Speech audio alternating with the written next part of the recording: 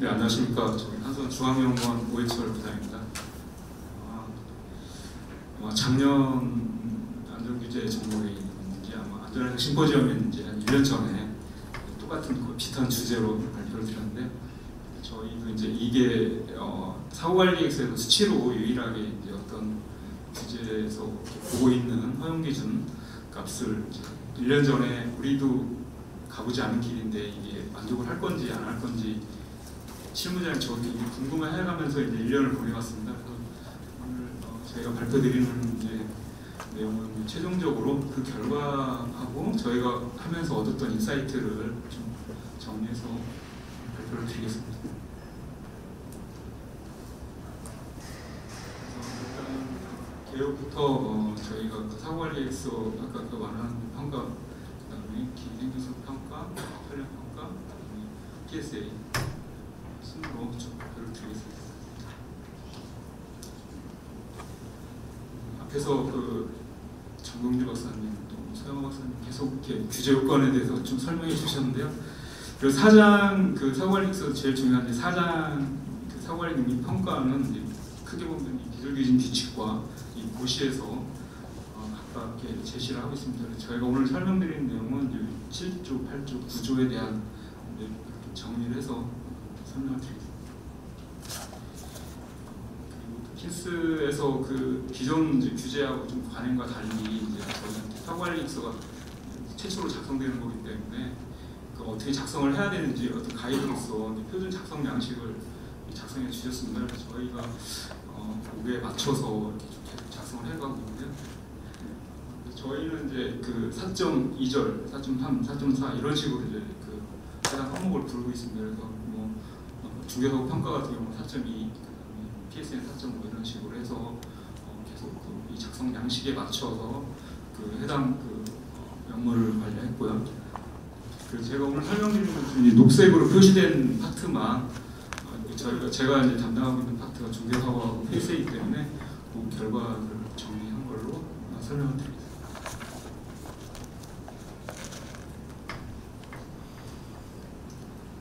먼저 4.2절 중개사고 완화능력 평가 부분 설명을 드리면 앞에 그 서영호 박사님 말씀하신 것처럼 이제 그 중개사고가 나도 경락 건물의 건전성이 유지된다는 게 사고관리계획서의 가장 큰 이제 완화능력 평가의 목적이 되겠습니다. 그래서 중개사고가 났을 때 발생할 수 있는 현상 7가지를 아예 고시에서 제시를 해주셨고, 이 각각 현상으로 인한 위험 요인에 대해서 경락 건물이 깨지지 않아야 건전해야 된다는 요건이 있었죠. 그래서 이 요건에 대해서 저희가 평가한 내용을 좀 설명을 드리면, 일단 기존의 그 건설원전에서는 이제 계속 이루어졌었는데 가동원전에 대해서는 아마 이 중개사고 평가를 처음 이제 이 사고관리계획서에서 제대로 해본 것 같습니다. 그래서 그 요건에 의하면 이제 중개사고 그 경위를 먼저 선정을 해야 되는데, 일단 공학적 판단은 기존의 건설원전에서는 공학적 판단으로 이제 선정을 했지만 PSA를 갖고 평가한 거에 대해서는 이제 그동안 가동원전에서는 없었습니다. 그래서 가동원전에서 그 CDF 90% 경위를 선정하라고 한 거는 그래도 이발전소에서 날 수 있는 어떤 가능성이 높고 그 노심의 손상의 기여도가 높은 사고 경위를 쭉 랭킹을 매겨서 적어도 90%까지는 우리 사고관리계획서는 커버를 하겠다. 그래서 이 사고가 나도 경락 건물을 건전하게 계속 유지할 수 있게 이렇게 관리를 하겠다라는 취지가 들어가 있고요. 그래서 많게는 한 15개부터 30개까지 어떤 모형의 후기에 따라 좀 다른데, 저희가 최대 30개 정도 수준으로 사고 시퀀스를 선정을 했고, 그 각각에 대해서 맵으로 모델을 했습니다. 캔두 같은 경우는 아이사학으로 모델을 했고요. 그래서 그 맵 모델을 통해서 4.2절 각각 시퀀스 30개에 대한 중개사고 완화능력 평가를 했고, 또 각각에 대한 이제 선량 평가를 했고, 그 추가로 이제 기기 생존성 평가를 해서 환경 조건을 도출했습니다. 그래서 이런 시퀀스는 이제 결국은 그 허용 기준을 제시했는데 앞에서 규제 기준에서, 그리고 각각에 대한 만족 여부가 평가가 되고, 만약에 노라고 하면 저희 같은 경우는 이제 중개사고 모델을 좀 더 전략을 바꾸든지 아니면 모델을 조금 좀 최적화하는 방안으로 해서 피드백 과정을 거쳐갖고 최종적으로는 평가 결과가 예스가 될 때까지 진행을 했습니다.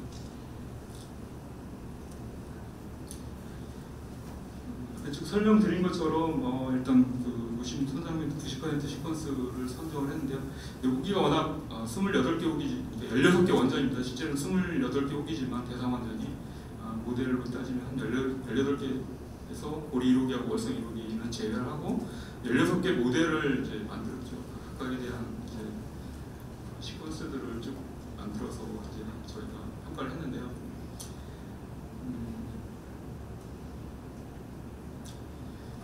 결과적으로는 전원전에 대해서 중수로까지 포함을 해서 아까 그 고시에서 제시하고 있는 7가지 현상, 여기 이제 6개로 제시했는데요. 고압분출하고 원자로 건물 DCH는 이제 묶어서 하나의 현상 같이 이어지는 현상이기 때문에 이렇게 했을 때 6가지 각각에 대해서 전원전에 대해서 그 제시하고 있는 허용 기준에 대해서 다 평가를 했습니다. 그래서 맵이나 아니면 좀 더 나갔을 때 뭐 텍사스라든지 다른 코드를 통해서 최종적으로는 각각에 대해서 전원전에 대해서 해보니까 수소에서 10볼륨 % 미만 다 만족을 했고 경락 건물 좀 과압에 의한 것까지 안 가더라라는 거 다 확인했고 이런 식으로 해서 6가지 그 요인에 대한 거를 만족했다는 거를 이제 평가를 해서 도출을 했고요.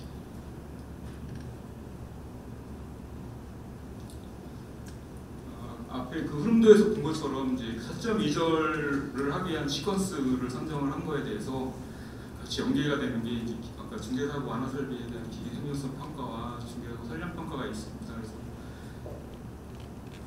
그 기계 생존성 평가 설명을 드리면 사후관리계획서가 들어오면서 기존의 가동원전에다 그 저희 사업자 입장에서는 이제 평가는 중앙연구원에서 하는 걸로 아니면 같이 저기로 하면 끝나면 되지만 현장에 제일 부담이 되는 게 아마 저희가 기계 생명성 이 평가 프로그램이라고 생각이 됩니다. 그래서 이 평가 프로그램이 현장에 이제 앞으로 저희 사후관리계획서와 같이 이제 넘겨질 텐데요. 그렇게 되면 저희가 지금 아까 그 이제 기존의 EQMS라고 해서 그 기존의 어떤 EUP라든지 어떤 안전등급 설비 위주로 그 설비변 사고 그 대상 설비들만 관리되어 있던 EQMS에다가 추가로 중개사고 완화 설비까지 포함되는 ESMS라는 거를 평가 프로그램을 해서 개발을 해왔고 같이 사업자가 관리하도록 이렇게 되는 것도 이제 추가적인 어떤 버든이 될 것 같고요. 저희가 일단은 현재는 기존의 건설원전에서 그 ES 평가를 좀 해왔던 경험을 베이스로 해서 가동원전에 다 적용을 해봤습니다. 그래서 이런 흐름들은 이제 건설원전에서 쭉 했던 방법론인데요.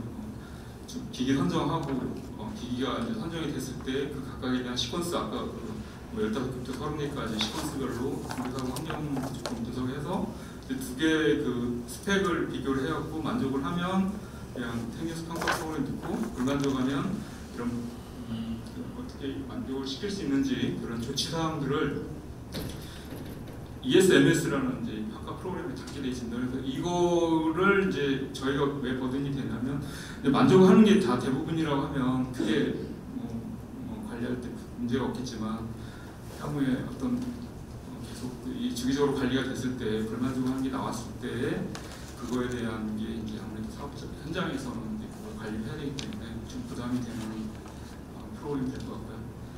그래서 이번에 저희가 사후관리계획서를 제출하면서 같이 이제 기계생존성 평가 프로그램도 같이 제출을 일단 초안을 제출할 거고 초안 아니면 이제 최종안으로 제출할 거고요.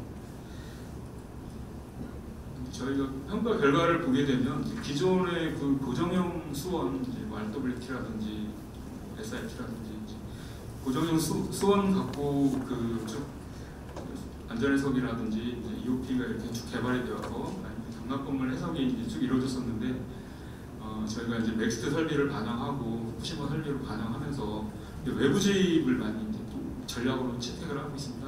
그런 게 이제 들어가게 되면서 기존에 저희가 갖고 있던 것 중에 그 경락 건물 수위 지시계가 있는데 그 처음 설계할 때 갖고 있던 고정형 수원보다 좀 추가로 더 들어왔을 때를 대비하기 위해서 좀 더 어떤 설계 변경이 좀 필요할 것 같고 이 대표적인 이제 어떤 기계 생존성 평가 결과 중에 하나인데요. 네, 이런 식으로 해서 일단 저희가 전략이 바뀌거나 아니면 어떤 평가를 통해서 불만족한 거에 대한 것들을 이제 이행하기 위한 어떤 조치들을 이행계획서에 평가 프로그램에 좀 담았습니다. 설량 평가 부분을 좀 설명을 드리겠습니다. 중대사고가 법제화 되면서 저희한테 가장 큰 문제, 설계에 영향을 좀 주고 있고요. 이게 어떤 전략에 영향을 주는 게 250mm 시버트라는 거를 굉장히 큰 부담이 되는 요건이 되어 있습니다. 이게 왜냐하면 어떤 동일한 전략을 써도 어떤 부지에서는 뭐 카이브리크 값이 좋아서 만족을 하고 어떤 부지에서는 카이브리크 값 자체가 너무 높아서 또 동일한 노형이고 동일한 발전소지만 뭐 만족 안 할 수도 있고 이런 식으로 약간 디펜던시가 좀 있는데 노형별로 아니고 부지별로. 근데 또 250mm 시버트는 이제 아시다시피 이게 설계 기준 사고에서 제시하고 있는 관리하고 있는 회복 관리 기준치인데 이게 중대 사고에서도 동일하게 적용이 되기 때문에 저희가 일단은 어떻게든 처음에 굉장히 궁금했습니다. 30개 시퀀스별로 다 이제 평가를 했을 때 이게 넘어가는 게 혹시 나오지 않을까 좀 부담이 되는 이제 요건 중에 하나였고요. 앞에 쭉 설명드린 대로 이제 맵을 통해서 그 시퀀스별로 그 소스텀을 계산을 했고요. 그다음에 이제 설량 평가는 기존의 그 라데트라드라는 어떤 결정론적인 코드를 통해서 앞에서 맵을 통한 어떤 소스텀을 저 PSA 시퀀스에서 도출한 다음에 결정론적인 그 설량 평가 툴을 통해서 규제 기준이나 규제 지침을 제시하고 있는 세 가지 그 회복 경로에 대해서 각각 평가를 했습니다.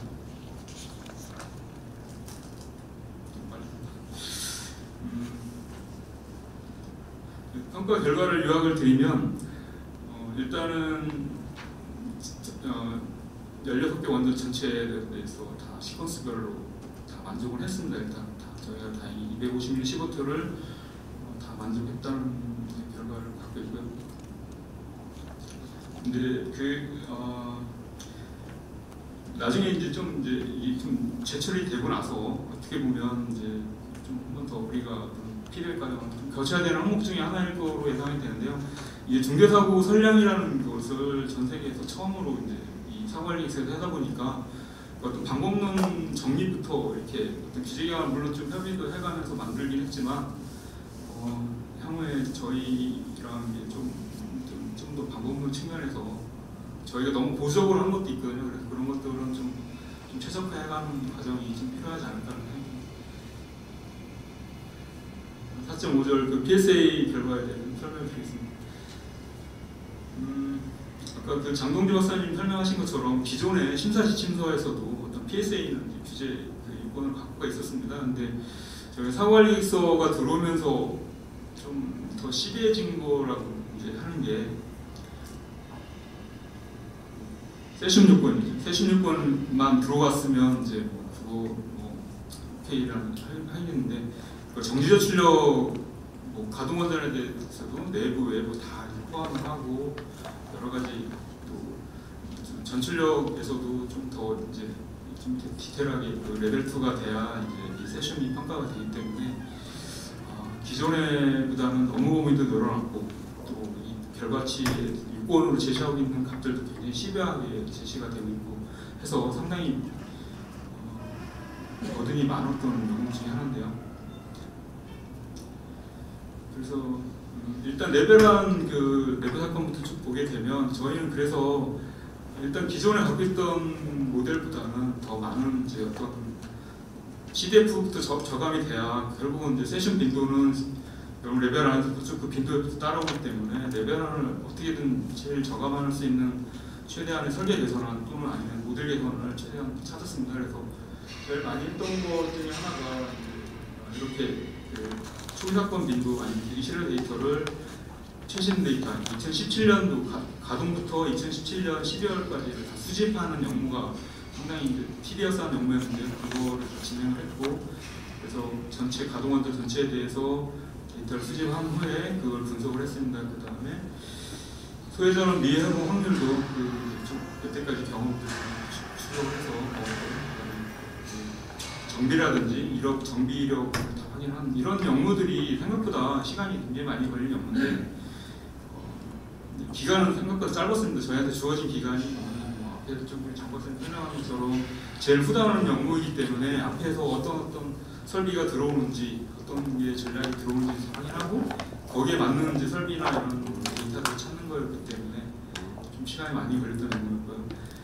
또 하나는 또 본사에서 적극적으로 도와주셔서 저희가 기존의 그 SBO나 포털 로서 CCW 사고에서 제가 좀 취약한 것 중 하나가 이런 RCP 상실에 의한 연령 상실에 의한 그 실패 확률이 굉장히 영향을 많이 줬던 항목이었는데 다행히 이걸 교체하는 걸로 이렇게 전원전에 대해서 전우솔 RCP로 다 바꾸는 밀봉으로 바꾸는 걸로 추진을 했기 때문에 이제 이걸 저희가 반영을 했습니다. 또 기존의 그 후쿠시마 설비로 들어왔던 3.2메가 외에도 이제 1메가와트라든지 어떤 중형 발전기 전력 계통이 상당히 많이 보호가 되어 있습니다. 그래서 이게 PS에도 영향을 좀 줬고요. 그다음에 이제 또 주입 수단들도 좀 더 많이 확보를 했기 때문에 이제 이런 것들을 많이 반영을 해서 레벨한 내부 사건 CDF를 좀 저감을 시킬 수 있었습니다. 그다음에 이제 외부 사건인데요. 이제 저희가 그동안 레벨한 내부 사건은 상당히 많이 국내에서 PS에 한번 들여다봤는데 외부 사건은 아마 좀 많이 깊게 들여다본 적이 그렇게 저희도 많이 없었고 전체 그 PSA 그 익스피리언스가 상당히 좀 약한 부분 중에 하나였습니다. 근데 다행히 이제 애플이라든지 뭐 미국도 이게 후쿠시마 난 이후에 외부 사건에 대한 뭐 추가 연구들을 계속 하고 있고 저희가 최신 데이터나 아니면 방법론을 애플이가 적용하고 있는 것들을 많이 적용을 했습니다. 그리고 또 좀 저희한테 좀 가혹했던 것 중에 하나가 그 월성에서 지진이 난 후에 그걸 반영한 지진 제도를 반영해서 PSA를 해라라는 또 그런 또 저희가 버듬이 있어갖고 그런 것도 또 반영을 했고요. 그래서 화재라든지 지진은 애플이가 제시하고 있는 최신 방법론을 좀 많이 적용을 해서 화재 또 침수까지 마찬가지로 최신 동향에 맞는 PSA를 좀 진행을 했습니다.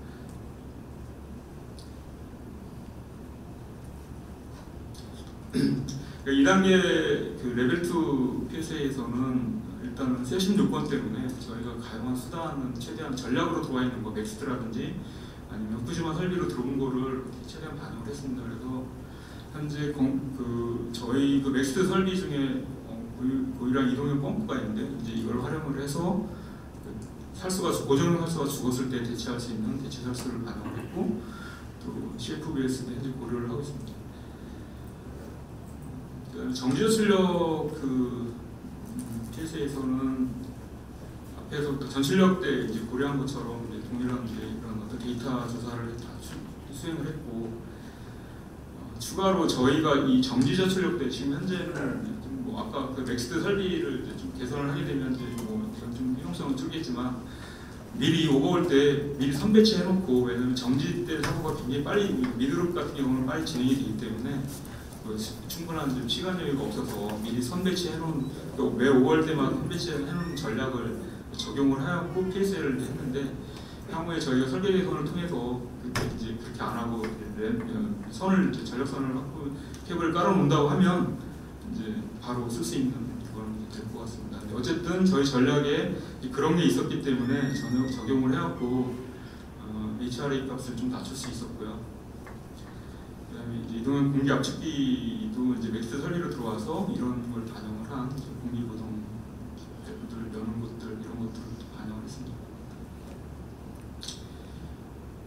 전체적인 PSA 평가 결과는 이제 어쨌든 저희가 가동원전 노원 고리 2호기까지 포함을 해서 CDF하고 러프는 다 더했을 때 리스크 에그레이션이 이게 내부 사건 다 더하는 거 정제철까지 다 더하는 거로 규제기관에서 얘기를 하셔서 일단은 다 더했을 때를 베이스로 했을 때 CDF하고 러프는 다 만족을 했습니다. 세션도 저희가 제가 작성을 할 때가 한 3주 전이었는데요. 그때 아직 평가 결과가 최종적으로 나오기 전이라서 혹시나 해서 이제 이렇게 발표 자료가 돼 있는데 실제로는 최신 결과로는 다 만족을 했습니다. 그래서 여기 밑에 저희가 안 됐을 때는 이제 이런 식으로 설계 개선이나 아니면 또 모델 개선을 하려고 했었는데 현재는 세션 요금까지 포함을 해서 전원전에 대해서 다 만족하는 걸로 평가 결과가 도출되었고요. 그래서 향후에 저희가 이제 비대위가 제출할 때는 가동원전 자체에 대해서 다 만족한 걸로 결과를 제출할 거예요.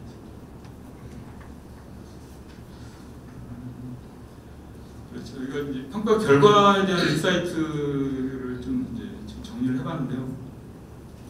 그래서 일단은 상호관리 그 능력 평가 결과 수치로 제시하고 있던 것들은 다 만족을 했다. 그래서 가동원전 전체에 대해서 저희가 사업자가 내는 문서에는 어쨌든 다 만족한 결과로 제출할 거고요. 그다음에 경락건물 허용 기준도 아까 6가지 이용요인, 7가지 이용요인에 대해서 만족한 결과를 제출할 겁니다. 기기 생명성 평가는 이제 평가 프로그램에 저희가 어떻게 이행을 하겠다는 조치 계획을 포함해서 같이 제출할 거고요. 저희가 그 중개사고를 가동원전에서 해보면서 얻은 인사이트는 이제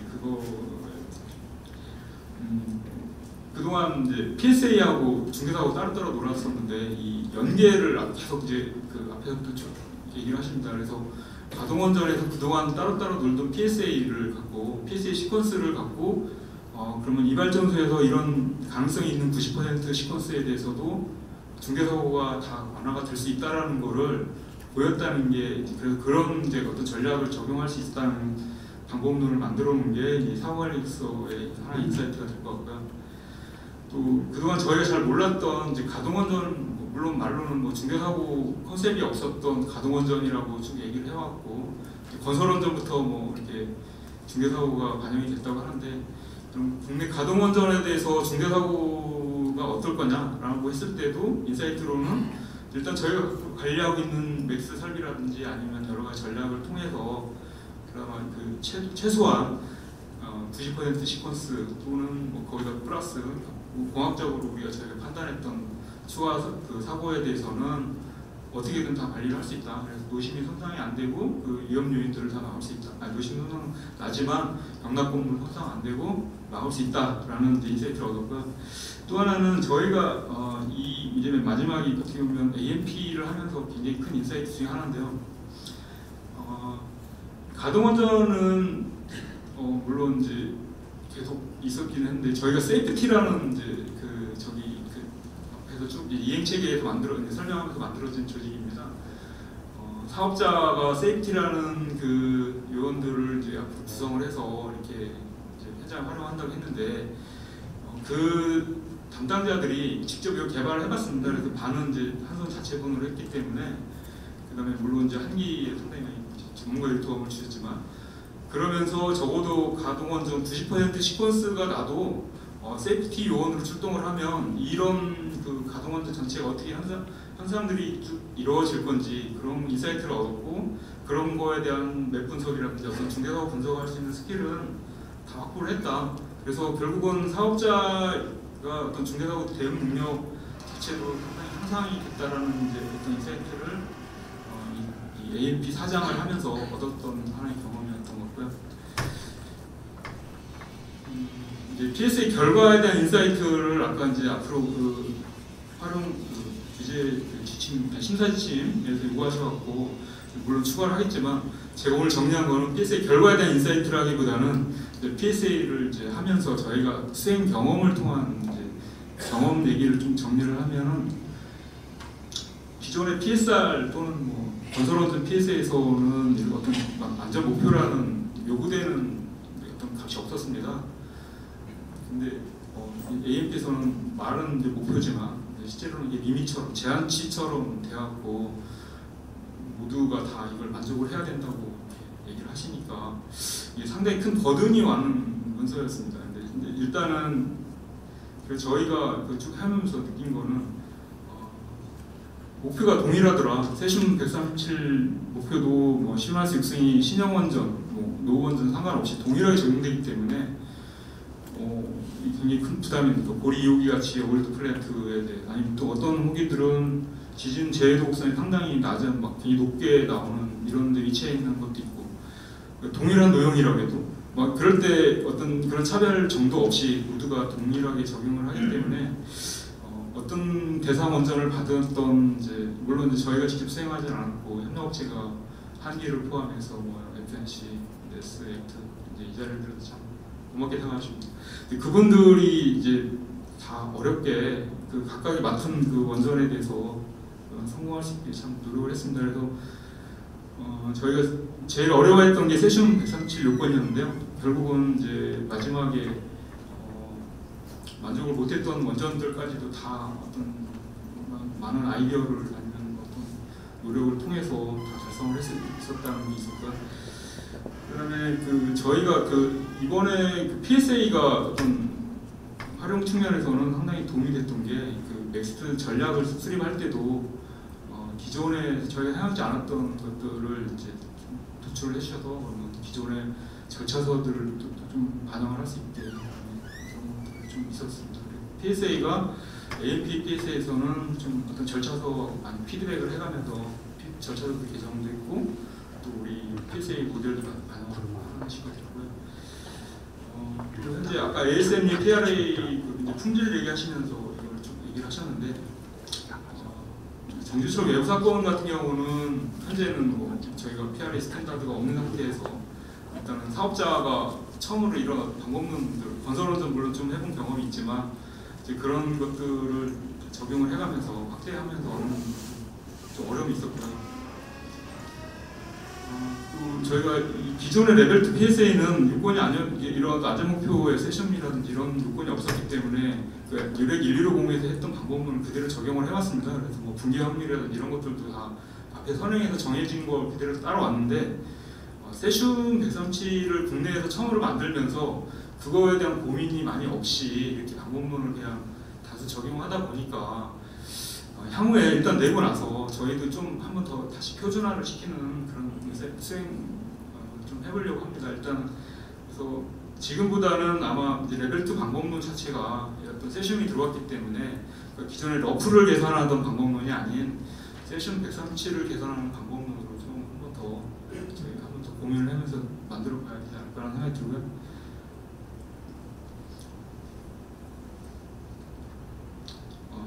이상 제 발표를 마치겠습니다. 예, 감사합니다. 12시 반을 조금 넘겼는데 질문 없이 같지만은 그래도 예.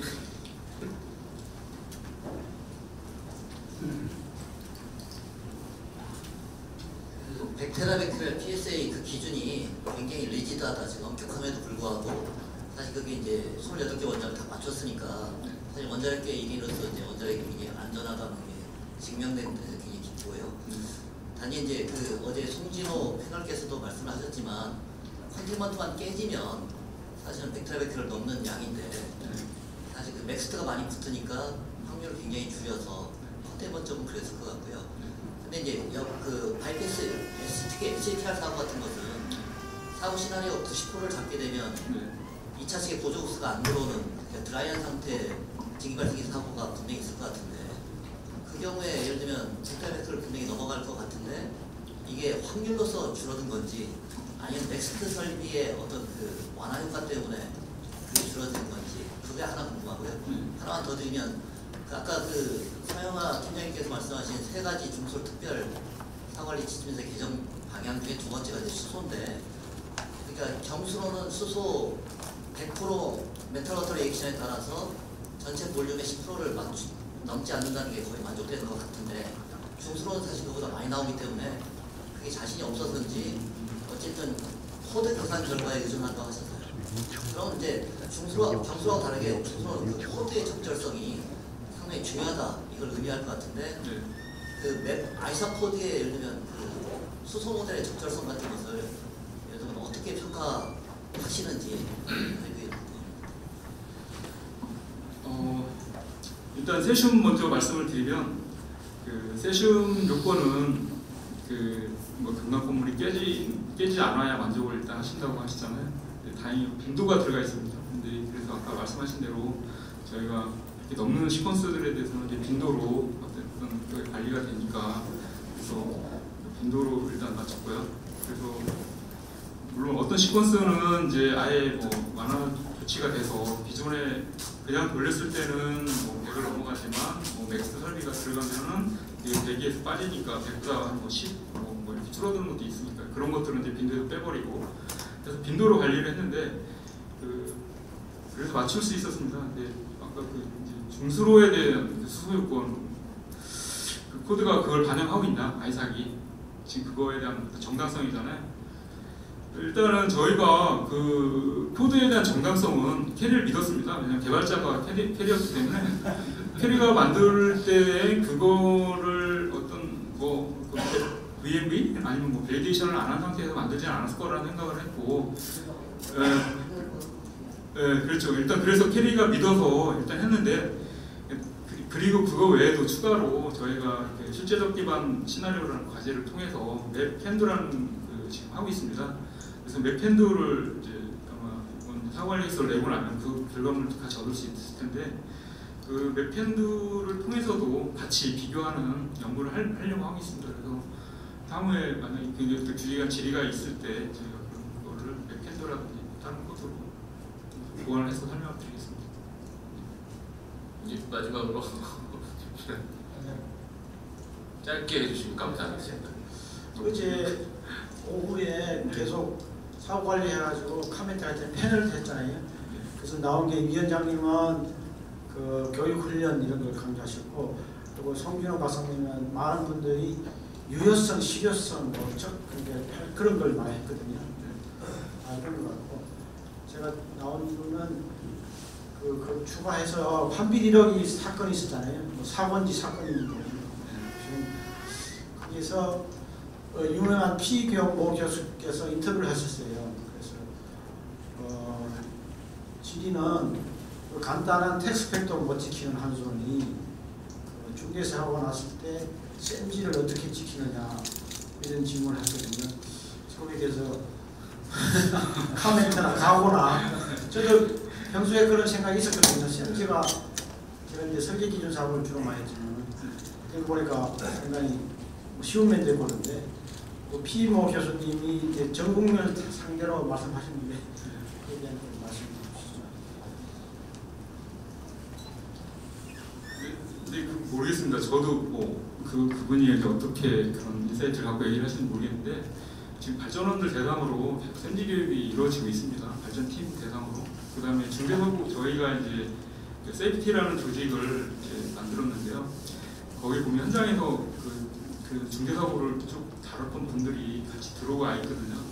그런 분들이 이제 같이 현장에 가서 샘지를, 물론 소장님은 이제 끝까지 뭐 다 이렇게 툭툭들이 파악하지 못하겠지만, 적어도 그거를 의사결정할 수 있는 안을 만들어 주는 거는 이제 밑에 실무자들이거든요. 그러니까 실무자 대항력이 좀 확보가 돼야 그분들이 정확한 솔루션을 갖고 지금 부정적 효과, 긍정적 효과 비교하십시오 이렇게 하면 안 되고, 저희가 판단을 해보니까 긍정적 효과는 이 정도로 더 있고, 그러니까 이걸 이행을 해야 됩니다라는 어떤 공고안을 만들어 줘야 되는데, 그걸 현장에서 지금은 이제 뭐 노심 요원이라든지 어떤 발전팀의 TSC 파견조가 그 일을 하고 있거든요. 근데 그분들 대상으로 계속 교육을 하고 있습니다. 샘지 교육을 하고 있는데, 근데 저희가 어쨌든 사고관리소를 만들면서 같이 제시하고 있는 게 세이프티 조직인데, 그분들은 그래도 중개사고를 담당을 하는 업무를 하고 있고, 샘지 교육을 계속 받고 있기 때문에 이분들이 좀 도와주게 되면 좀 그런 실효성들은 좀 더 나아지지 않을까라는 생각이 듭니다. 다른 말씀 없으신 것 같습니다. 감사드립니다.